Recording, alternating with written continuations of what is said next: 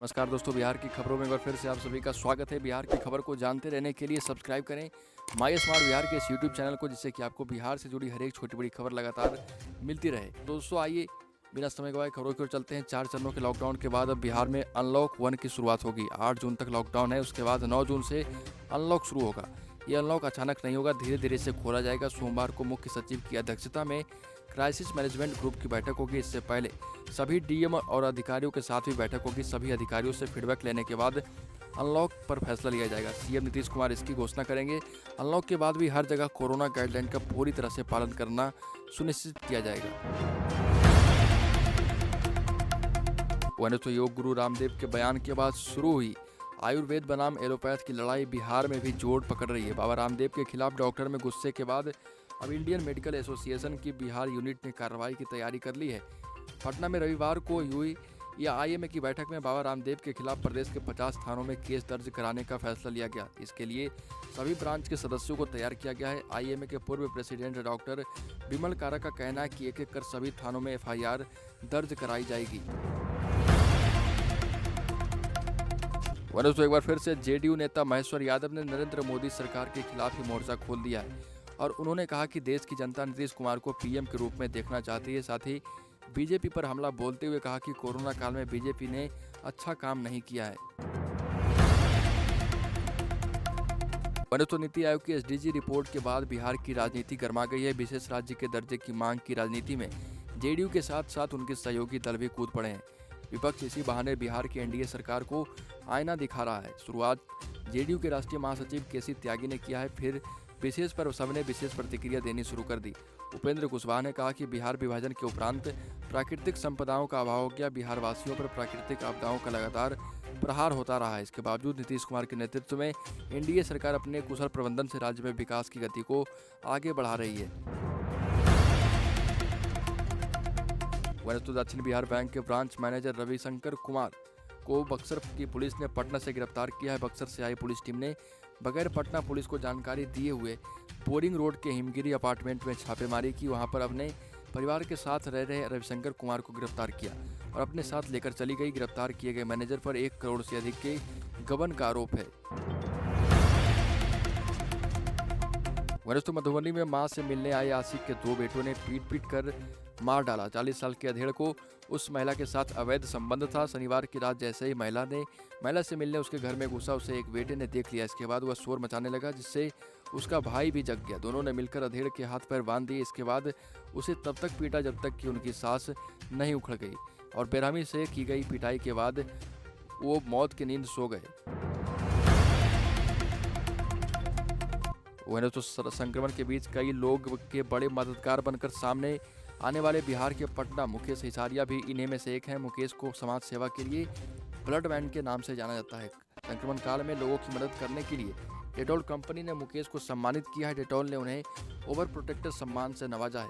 अमिताभ बच्चन भी मुकेश के सामाजिक कामों के लिए उनकी तारीफ कर चुके हैं और अब डेटॉल के हर पैकेट पर उनका नाम होगा और साथ ही साथ उनका फोटो भी दिखाया जाएगा। वहीं तो औरंगाबाद पुलिस को एक बड़ी कामयाबी हाथ लगी है। कई नक्सली मामलों में दर्ज एक हार्डकोर नक्सली शिव भुइयां को अम्बा पुलिस ने संडा बाजार से गिरफ्तार किया है। गिरफ्तार नक्सली पर विस्फोटक सामान का सप्लाई करने और पब्लिक प्रॉपर्टी को नुकसान पहुंचाने का आरोप लगा है। आरोपी के खिलाफ दर्जनों मामले अलग अलग जिलों में दर्ज हैं।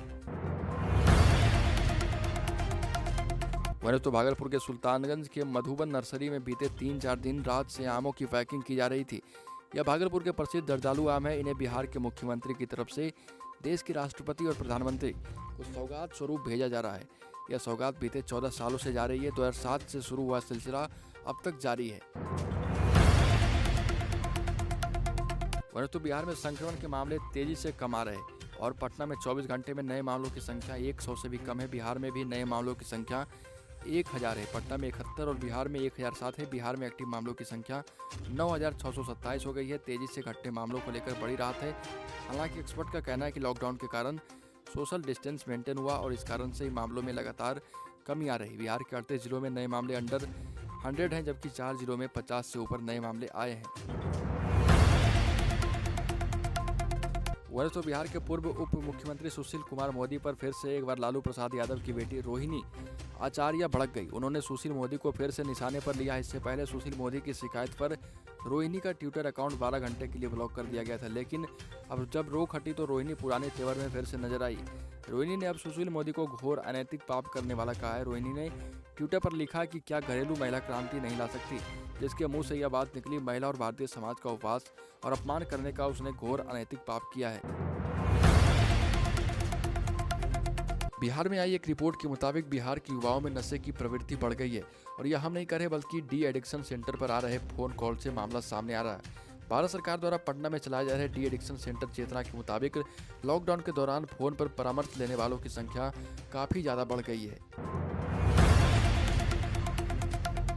साथ ही दोस्तों, बिहार सरकार के 4 स्टेप से संक्रमण कमजोर पड़ गया है। 5 मई से 5 जून के बीच संक्रमण के आंकड़ों ने दम तोड़ दिया है। एक दिन में 14,836 नए मामलों का आंकड़ा एक माह में ही 991 में सिमट गया है और इसके पीछे सरकार ने 4 एक्शन प्लान निर्धारित किया था। बिहार सरकार के 4 एक्शन प्लान से ही संक्रमण हारा है और यह अधिक से अधिक लोगों को घरों में कैद कर सोशल डिस्टेंसिंग का पालन कराने का प्लान इसमें बहुत ज़्यादा कारगर साबित रहा।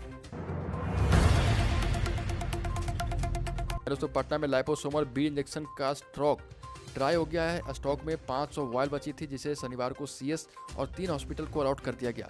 अब स्टॉक पूरी तरह से खाली हो गया है। सोमवार से पहले इंजेक्शन आने की उम्मीद भी नहीं दिख रही है।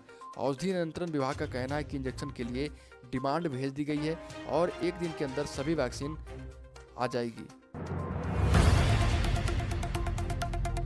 वहीं दोस्तों, बिहार में गांजा की एक बड़ी खेप को पेट्रोल टैंकर के अंदर छिपाकर लाया जा रहा था। इस खेप को लेकर 2 लोग त्रिपुरा से चले थे। इस खेप के आधे हिस्से की डिलीवरी पटना में होनी थी, जबकि बाकी की खेप को हाजीपुर में तस्करों के एक ठिकाने पर पहुंचाना जाना था। लेकिन इससे पहले ही नारकोटिक्स कंट्रोल ब्यूरो ने बड़ी कार्रवाई कर दी। लखनऊ से इस खेप की सूचना एनसीबी के बिहार झारखंड जोन की टीम को मिली, जिसके बाद खेप को कैसे पकड़ना इसके लिए प्लान बनाया गया और बेगूसराय जिले के बछवाड़ा को कार्रवाई करने के लिए सेंटर पॉइंट पर बनाया गया, जिसके बाद ये कार्रवाई की गई है। वहीं तो बिहार को विशेष राज्य के दर्जे की मांग फिर से शुरू हो गई है। नीति आयोग की तरफ से आई एसडीजी यानी सस्टेनेबल डेवलपमेंट गोल्स की रिपोर्ट में बिहार को सबसे पिछड़ी दिखाया गया। इस पर राजनीति शुरू हो गई। विपक्ष के नेता तेजस्वी यादव ने सीएम नीतीश को इस बहाने टारगेट किया तो जेडीयू को एक बार फिर विशेष राज्य के दर्जे की मांग को दोहराने का मौका मिल गया। जेडीयू के राष्ट्रीय महासचिव केसी त्यागी ने नीति आयोग की एसडीजी रिपोर्ट का हवाला देकर विशेष राज्य के दर्जे की मांग उठा दी है। आपको बता दें कि जुलाई 2017 के बाद पहली बार जेडीयू ने बिहार को विशेष राज्य का दर्जा देने की मांग की थी। वहीं तो बिहार के बाहुबली रहे शहाबुद्दीन की मौत के बाद विवाद नहीं थम रहा और अब उनकी कब्र सुर्खियों में है। उस पर विवाद भी हो गया। दरअसल उनके शव को दिल्ली गेट स्थित जदीद कब्रिस्तान में दफनाया गया है। कब्र को यादगार बनाने के लिए परिजनों ने चुपके से मकबरा बनाने की कोशिश की, जिसकी जानकारी मिलते ही जदीद कब्रिस्तान कमेटी ने विरोध कर दिया और कब्रिस्तान पर पक्कीकरण पर रोक लगा दी। कमेटी का कहना है कि यहाँ जमीन की कमी होने की वजह से पक्की कब्र बनाने की मनाही है। साथ ही दोस्तों, पश्चिम चंपारण के पिपरासी प्रखंड स्थित बलुआ पंचायत से शनिवार को स्वास्थ्य विभाग की टीम को बैरंग वापस लौटना पड़ा। गांव में स्वास्थ्य विभाग की टीम के पहुंचते ही लोग घरों में दुबक गए और जब तक टीम टीकाकरण स्थल पर रहित लोग घर से बाहर नहीं निकले। पीएचसी प्रभारी रविंद्र कुमार मिश्रा ने बताया कि गंडक नदी की 2 धाराओं के मध्य बसी बलुआ पंचायत में शनिवार की सुबह स्वास्थ्य विभाग की टीम नाव पर ट्रैक्टर से पहुंची। कड़ी धूप और दियारा के कठिन रास्तों से होकर टीम तो गाँव में पहुँच गई, लेकिन टीम को देख गाँव के लोग बाहर नहीं निकले और वैक्सीन लगाने एक भी आदमी नहीं आया। वह जो टीका एक्सप्रेस में दौड़ रही गाड़ियां अनफिट है और किसी का फिटनेस खत्म हो गया तो कोई बिना बीमा के टीका लेकर दौड़ रही है। यह चौंकाने वाला खुलासा हुआ है। सीएम नीतीश कुमार ने 3 जून को बिहार के 38 जिलों के 1437 वार्ड में वैक्सीनेशन के लिए गाड़ियों को हरी झंडी दिखाकर रवाना किया और जब गाड़ियों की पड़ताल की गई तो गाड़ी भी अनफिट मिली, जिसे कोरोना जांच के मॉडल के लिए सजाया गया था। और अगर आप प्रदूषण के बिना जाते तो आपका चालान जो है 12,000 का कटता। तो दोस्तों, बिहार की खबरों में आज के लिए इतना। अगर आपने अभी तक इस चैनल को सब्सक्राइब नहीं किया तो सब्सक्राइब करें, जिससे कि आपको बिहार से जुड़ी हर एक छोटी बड़ी खबर लगातार